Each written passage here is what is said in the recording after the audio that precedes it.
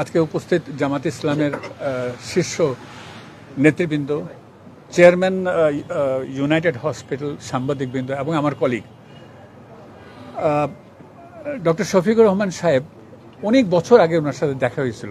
আমার মনে 2003 বা 2004 আমি হার্ট সার্জারিতে ওসমানী মেডিকেল কলেজ সিলেটে একটা বক্তৃতা দিয়েছিলাম। উনি আমাকে জড়ায় ধরছিলেন।